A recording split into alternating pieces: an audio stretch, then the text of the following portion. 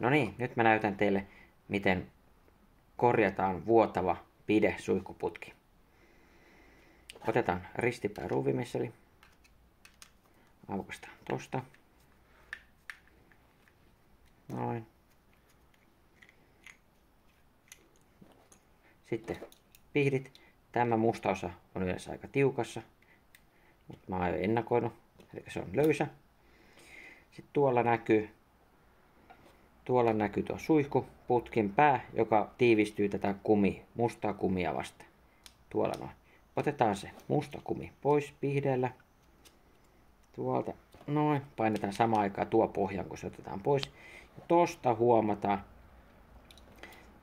se suihkuputken pää on painanut tuohon syvät urat jo, ja sen takia se alkaa vuotamaan. Tämä siis käännetään nurinpäin, niin saadaan uusi osa.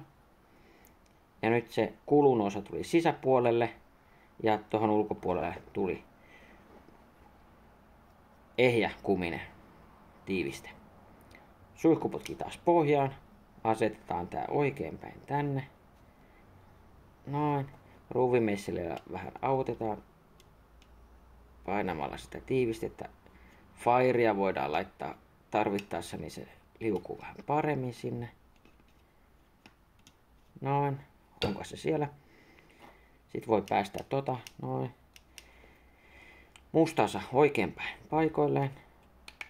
Noin. Ja tuo paikoilleen.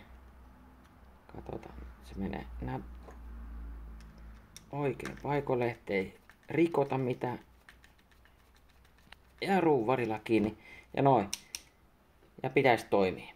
Tää on se yksi syy, miksi nää vuotaa ja ihmiset ostaa uusia. Mutta nopealla keinolla saa taas toimivaksi. Kiitos.